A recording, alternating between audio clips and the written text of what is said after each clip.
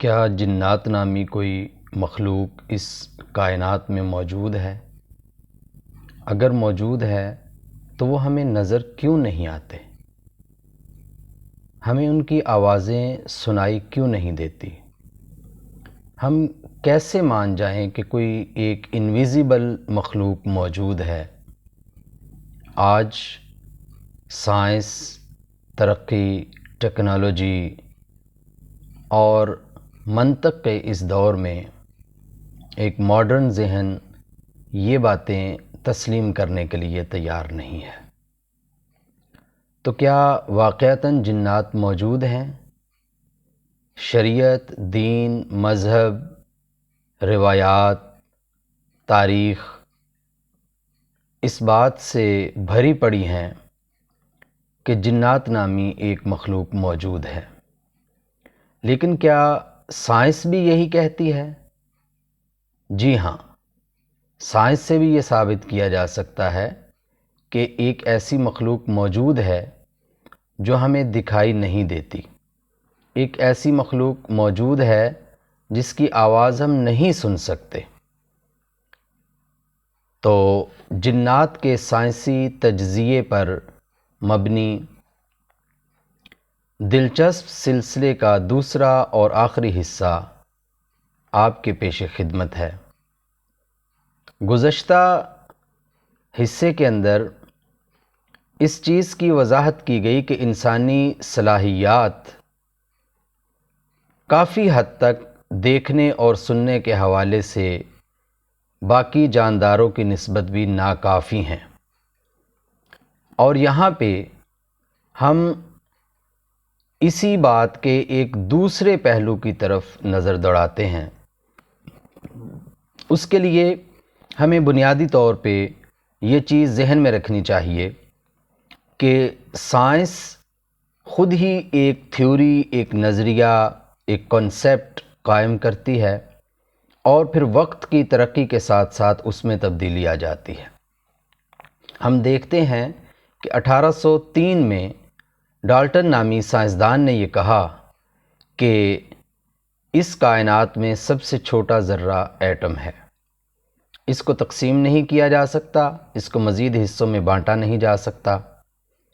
اس کے تقریباً 100 سال بعد تھامسن نامی سائنسدان نے کہا کہ جی نہیں، ایٹم سب سے چھوٹا ذرہ نہیں ہے، بلکہ اس کے گرد بھی چھوٹے چھوٹے پارٹیکلز، چھوٹے چھوٹے ذرات جو ہیں وہ سرکولیٹ کر رہے ہیں، وہ گردش کر رہے ہیں، جنہیں اس نے الیکٹران کا نام دیا۔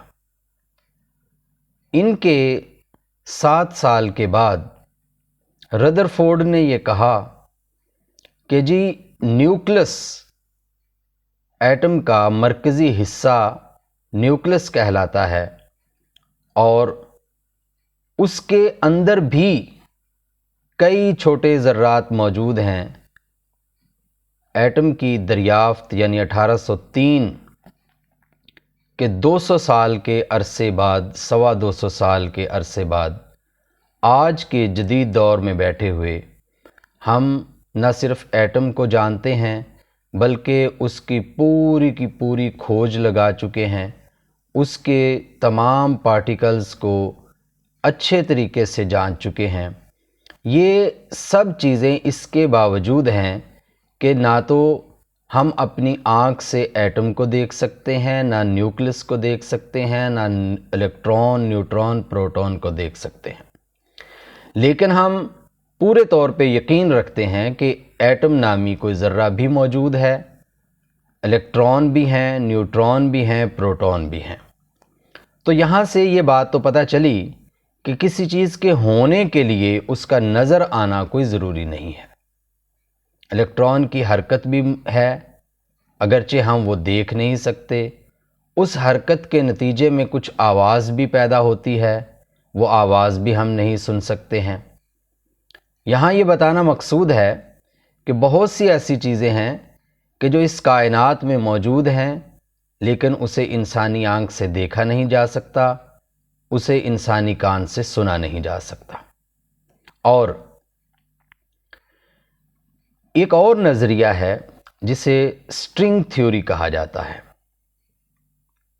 ہمارا جو عالم ہے، ہماری جو دنیا ہے، یہ موجودات جو کچھ بھی ہمیں نظر آتے ہیں، یہ 3D پہ مبنی ہیں، 3 ڈائمنشنز پہ مبنی ہیں۔ یعنی ہم آگے پیچھے حرکت کر سکتے ہیں، دائیں بائیں حرکت کر سکتے ہیں، اوپر نیچے حرکت کر سکتے ہیں۔ ہمارے دیکھنے میں جتنی بھی چیزیں ہیں، یہ پوری کی پوری دنیا، یہ پورا جہان، یہ پوری کائنات جو ہمیں نظر آ رہی ہے، وہ انہی 3 ڈائمنشن پر مشتمل ہے۔ لیکن اسٹرنگز نامی تھیوری کے اندر یہ بتایا گیا کہ 3 نہیں بلکہ 11 ڈائمنشنز ہیں۔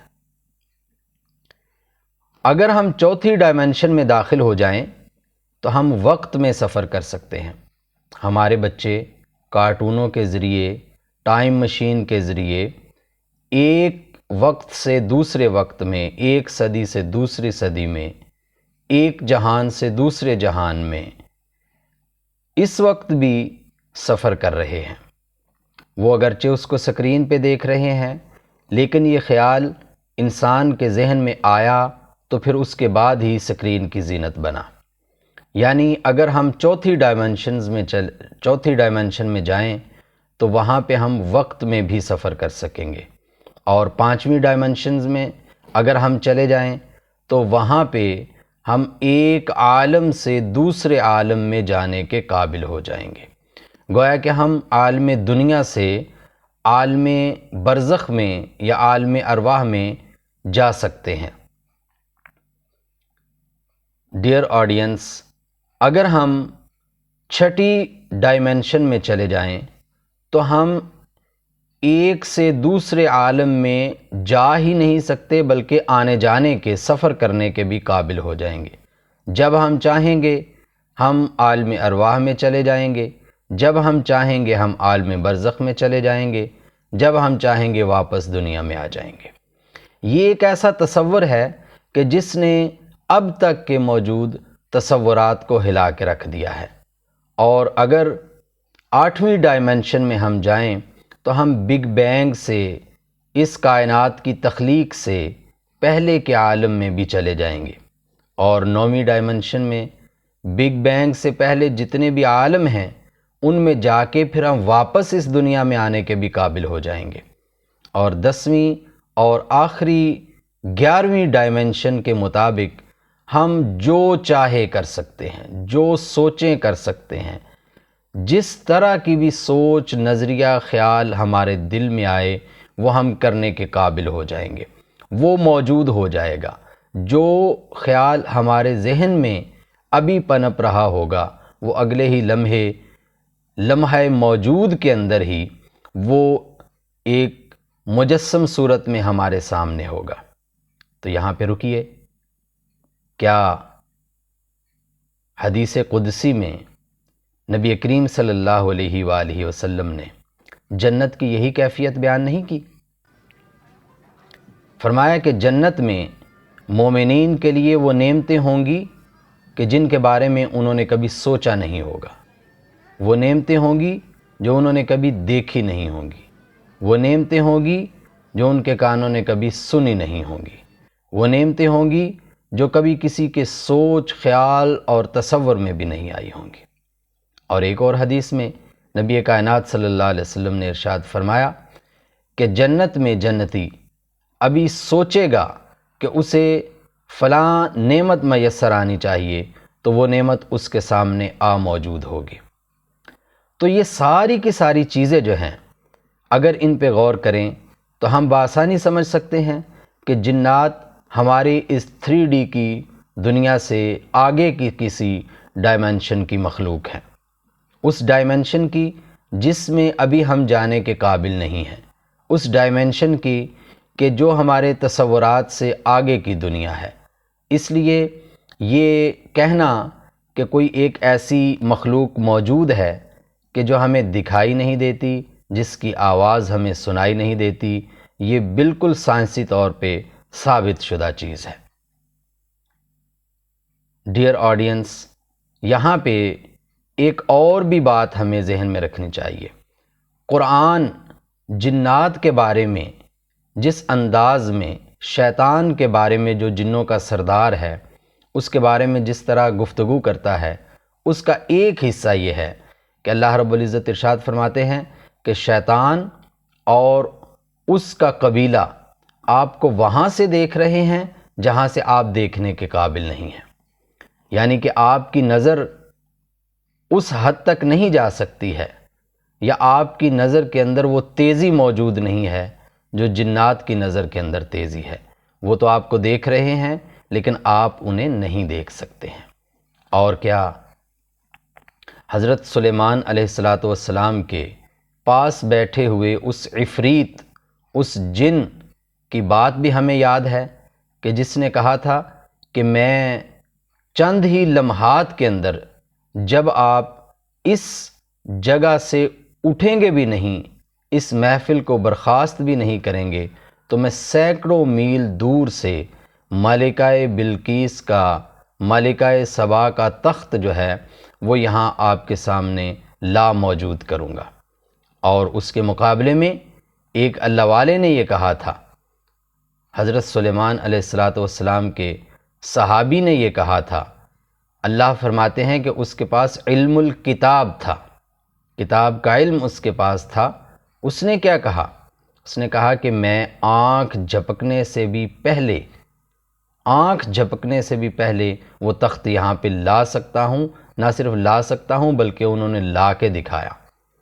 تو یہ ساری کی ساری وہ چیزیں ہیں کہ جو اس بات کو ثابت کرنے کے لیے کافی ہیں کہ ایک ایسی مخلوق جسے جن کہا جاتا ہے، جو اڑ بھی سکتے ہیں، جو تیر بھی سکتے ہیں، جو ہمارے رگ و ریشے میں داخل بھی ہو سکتے ہیں، جو ہمارے جسم میں اس طرح داخل ہو جاتے ہیں جیسے کہ خون دوڑتا ہے، اور وہ ہمیں نظر نہیں آتے ہیں، وہ ہمیں دیکھ سکتے ہیں، تو یقیناً ایک ایسی مخلوق موجود ہے۔ نہ صرف یہ کہ ہمارا مذہب، نہ صرف یہ کہ ہماری عقل، نہ صرف یہ کہ ہماری تاریخ، ہماری تاریخی داستانیں، بلکہ آج کی جدید سائنس بھی بخوبی یہ ثابت کرتی ہے کہ ایک ایسی مخلوق موجود ہے کہ جس کو ہم دیکھ تو نہیں پائیں گے، جس کو ہم سن تو نہیں سکیں گے، لیکن اس کے باوجود وہ موجود ہے۔ اور نبی کائنات صلی اللہ علیہ وسلم کی احادیث میں اور قرآن کی آیات میں ہمیں یہ بات بھی ملتی ہے کہ جنات جب چاہتے ہیں وہ مجسم ہو جاتے ہیں، وہ کسی نہ کسی شکل میں ظاہر ہو جاتے ہیں۔ تو بہت سی ایسی چیزیں ہیں کہ جن کی شکل جو ہے وہ بدلی جا سکتی ہے، وہ ایک سے دوسری شکل میں بدل جاتے ہیں، اپنی شکل تبدیل کر لیتے ہیں۔ تو سائنس جو ہے وہ ہمیں یہ بتانے کے لیے کافی ہے کہ اگر ہم اپنی اس 3D کی دنیا سے باہر نکلیں، اگر ہم 4th ڈائمنشن میں چلے جائیں، 5th 6th 7th 8th 9th 10th اور 11th ڈائمنشن میں چلے جائیں تو کچھ بھی موجود ہو سکتا ہے، کچھ بھی کیا جا سکتا ہے۔ تو اس سے یہ ثابت ہوا کہ جنات نامی ایک مخلوق یقیناً موجود ہے۔ اللہ حافظ۔